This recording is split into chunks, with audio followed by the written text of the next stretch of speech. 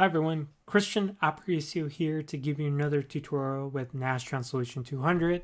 Today we are going to perform an optimization, or rather a topometry optimization of a composite panel. So here's the goal. This composite laminate is composed of 8 plies. Here you can see that half the plies, or every two plies share the same angle.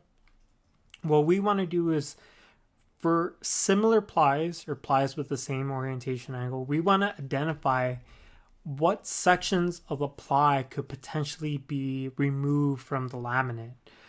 So this is the goal we want to achieve, and we are going to achieve this goal by performing topometry optimization.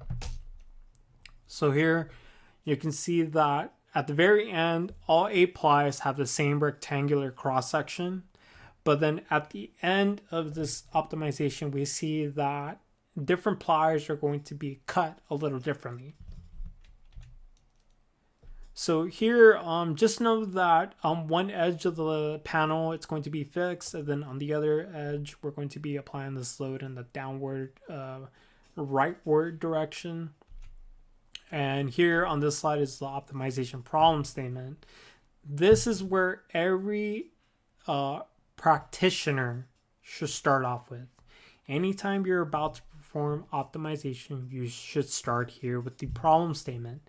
This is a summary of what's going to vary. In this case, what regions of the model are going to vary.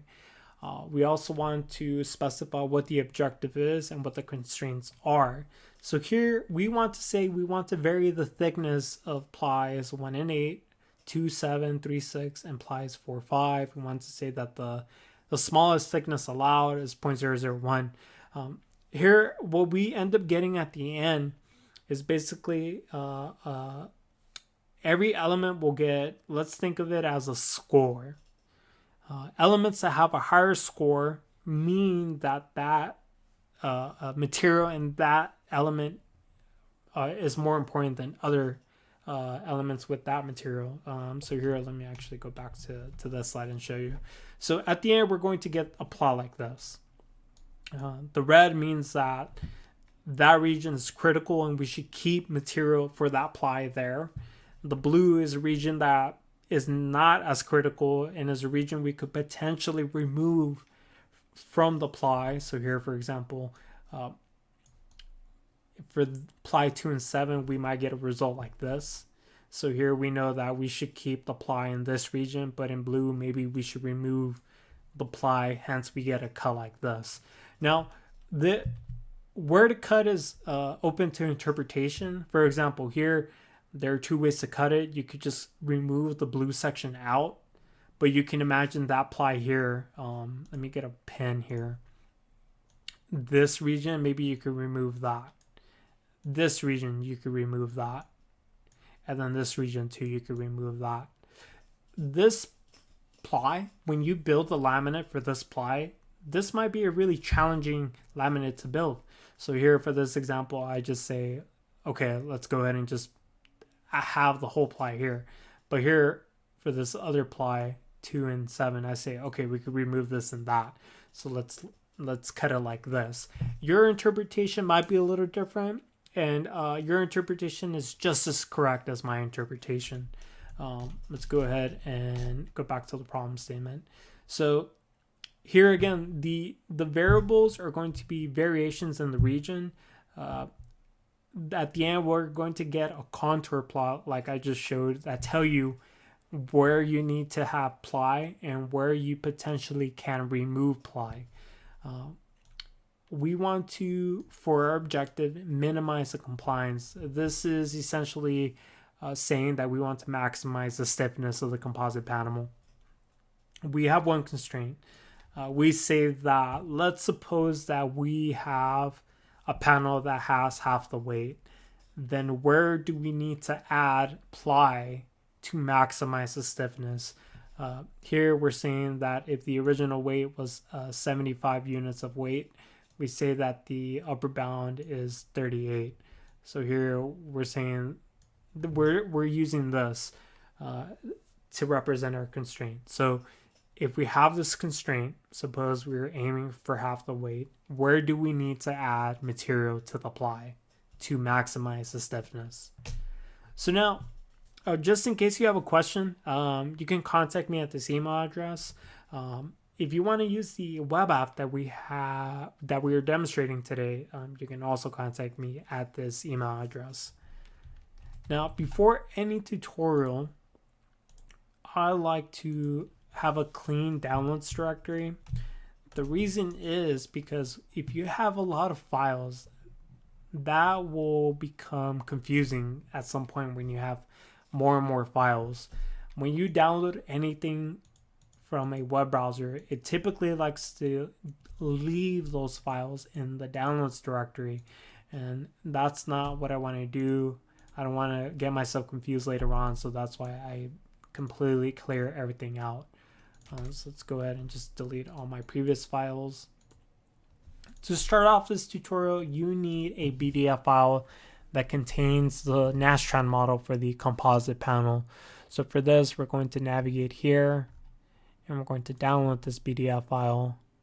And if we open this PDF file is already configured for Solution 101. I've already taken a different pre-post processor to create the mesh, define the loads, the nodes, and all that good stuff. And it successfully runs with Nastran.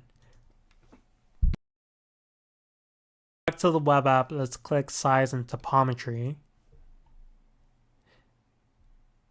Now here, let's go ahead and click and select the PDF file and upload it to the web app. Here, it's going to inspect the PDF file and identify everything that could be set as a design variable. So here, I want to select these 4 thicknesses as design variables, but I don't want to use a traditional desbar entry. Here, if I click the plus icon and set this thickness as a variable, here it's using the combination of dvpro1 and desbar entries. I'm using Topometry Optimization here, so I do not need a desbar entry. What I need to use are these special tombar entries. So here I'll click Options, I'll click Tombar, and now I get a second column here. So let me go ahead and select these 4 properties. And if I scroll to the bottom, I have my 4 tombar entries. And let me inspect what the lower and the upper bound should be. So the lower and upper bound should be 0.001 for the lower, and then there's no upper bound. So we'll leave it there. There's one requirement. The thicknesses are going to be related. So T3 will be the same thickness as T1. So we'll create what's called a D-link entry.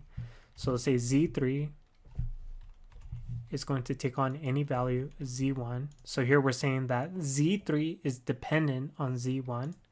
And here we're going to say that Z4 is dependent on Z2.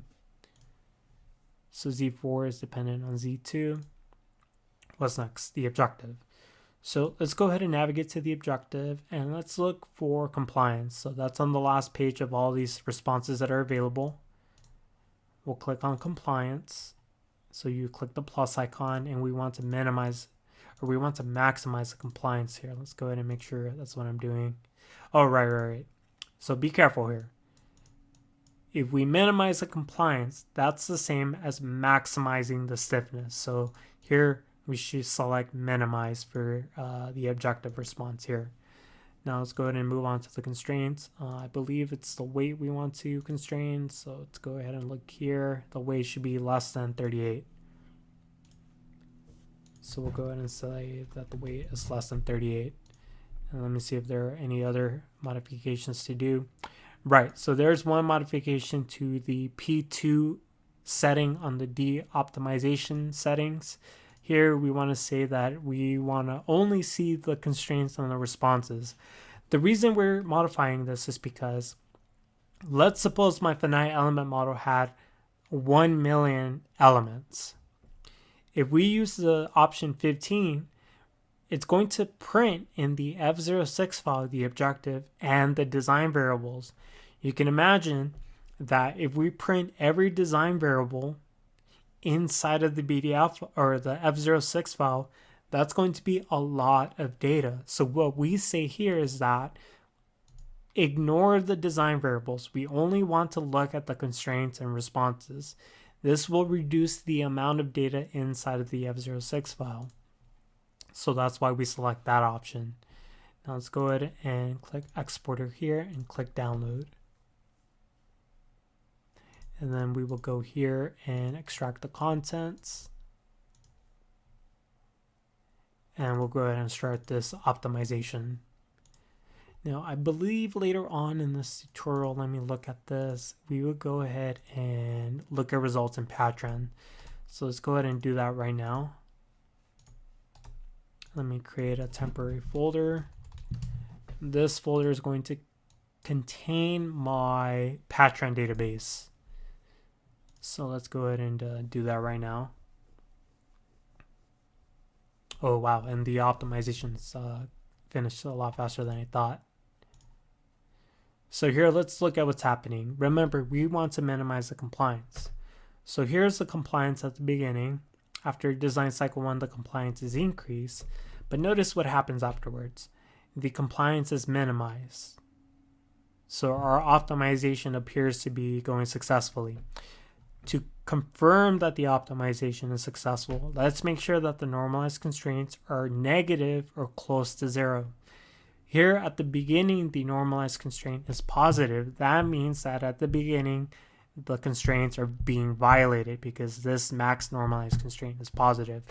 After that, it's now very, very close to 0. Here it's 6.61 times 10 to the negative 9. So it's effectively 0. Here you can see that it's 0, negative, very close to 0 again and again. So here, the fact that the max normalized constraint is close to 0 or negative means that the constraints are being satisfied, which is what we want. The fact that the objective is minimized and the constraints are satisfied at the end means that the optimization is successful. Now, how do we look at the contour plots in Patran? So here, let me look at the instructions, and what we want to do is go to Patran, and let me import the finite element model. So here, let's go ahead and go to the downloads directory and select the original DAT file. And then after I've imported this, let's go ahead and click on, I believe it's tools, and then maybe post-process. Design post-process, and then here I want to select the right. Okay, so then I will go here and select, and then you make sure I'm doing this correctly. Oh, right. Okay, so here use the search combination asterisk period to show all the files here. What you want to do is select the file that's called model.ply0001. Let me actually go back to the tutorial and make sure I'm doing this correctly. So here, read results, result entities does. Okay. So let's click OK here and click apply. And then we'll repeat the process for the second file. So here in file name, we'll type in file or asterisk period. We'll press enter. We'll select model.ply0002, click OK and click apply. So now Patran has imported the results of the optimization, if you will. What I can do next is I can go to the results tab in Patran, click on fringe, and then here I can say, okay, let's look at the element distribution at the end. And here, let me confirm that everything looks okay here. And click apply. So this is these are the final values of the design variables. Remember, in topometry optimization, each element gets its own variable for the thickness. So now at the end of the optimization, we get a fringe plot like this. The higher the value of that variable is, the more important that variable is. So here we have very high values for the elements, specifically the design variables for the thicknesses here. So here's an area where you want to keep the ply. Here the values are very low because they're blue, they're 0.001 here. So these areas of the ply you could potentially remove. Now we could do the same for the second ply, the second ply, and here we have this distribution. You can use this information to decide where you can potentially remove some of your ply. So let's go back here and look at the results. Right, so, and then how do I get out of this? Okay, so remember that we define design region Z1, Z2, and then Z3 and Z4. We also said that Z3 is dependent on Z1. And then Z4 is dependent on Z2. So whatever conclusions we make for Z1 and Z2 are going to apply for Z3 and Z4. So for now, we'll just box this and say that whatever we conclude for Z1 and Z2, it's going to apply for Z3 and Z4. So for now on, we're only going to talk about Z1 and Z2.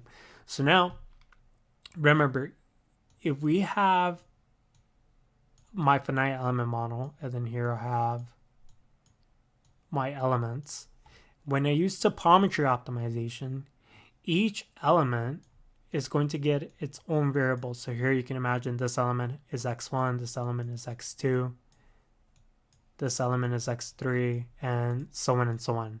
And here I think this would be x8 at the end, right? X8.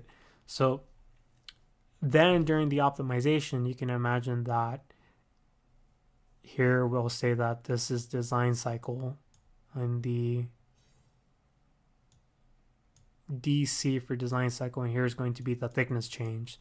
So here you can imagine this is x1, and then maybe this is x2, and then maybe this is x3. So the thickness for every element is going to be modified. At the end, these values are a score, if you will. The score is telling you how critical is that element to your optimization problem statement. So here, the score in the top right hand corner of this example for Z1, it's very high. So this is where I want to keep the ply. Here in this region, the score is very low, so I do not want to keep this region. And you can repeat the process for Z2. After you have these contour plots, you can decide, okay, maybe I want to remove material here and here. Here I can remove material here and here. Here, when I say material, I'm referring to the ply. Let's see, what else do I have here? So here is basically a summary of what we had before and then what we might have at the end. Now, if you want more information about what's going on,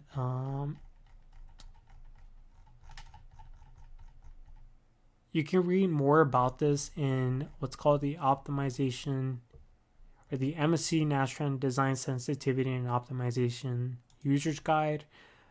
Here I want to have a copy here, but maybe I can refer to you to the link. MSC Nastran Design Sensitivity and Optimization.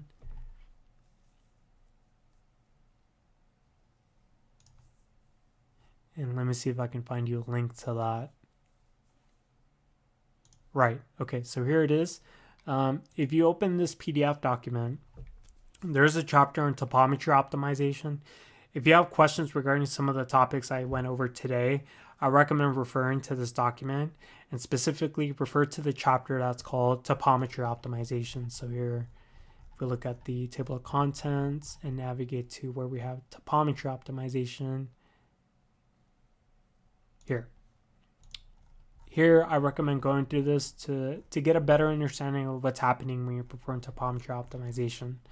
Now going back to my PowerPoint presentation, so we're at the end, or almost at the end. There's one thing I forgot to mention. Right, okay.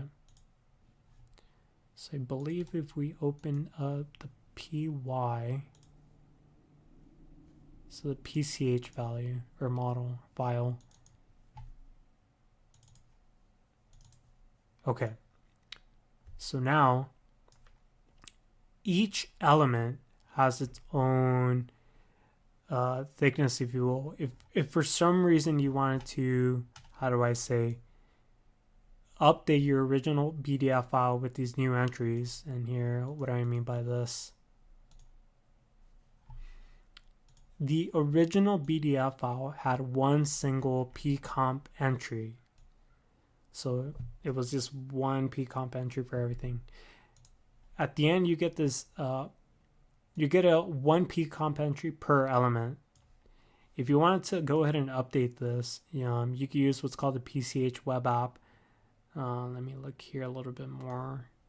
And let me see if this is even necessary at the end. Oh, right. Okay, then. So what you could do is come here and notice the following. So not only is there one pcomp entry for the entire panel, every element is using the same pcomp entry. But now what's happening afterwards, let me select the PCH file and let me select the original PDF file. And here I need to select the design model too. Now, there will be new pcomp entries for each element. So we have to update not only the pcomp entries, we have to go ahead and update the element or the p shell field. So here for the first element, we have to update the 1, the 1, the 1, the 1, and so on and so on. And here we have the updated element entry. So now it's using this pcomp entry with this ID and so on and so on. So here, let's go ahead and just finish this and click download. And if we open up the new PDF file, let me show these side by side so you know what's happening.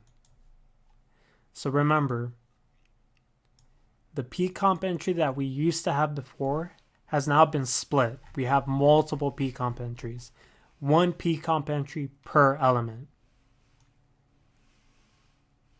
Then every C quad element has been updated to use the new pcomp entry. So here, if we look at the old on the left, we see that every element is using pcomp 1, but afterwards is using pcomp, I think this is 1,000,001, 1,000,002, and so on and so on. For some users, they want to go ahead and perform this update. But for other users, they want to manually craft the pcomp entries. I wanted to let you know how to use this method, where you come into the PCH to PDF web app and you perform this update. Alternatively, what you could do, maybe you decide to customize your own entries. So maybe you can come here. Maybe you say, okay, maybe I have pcomp entry 4, 5. Well, you just need 4, 4, and 5. So maybe I'll call this a 102 or 1. 102. It really depends on how you want to configure this, and then you can do this configuration until you get this. So remember, before we used to have just one pcomp. So here, let me show you this. Before we only had one P comp. For this new one, maybe you have, I don't know. Let's go ahead and look at this. 1, 2, 3, maybe 3 P comp entries now.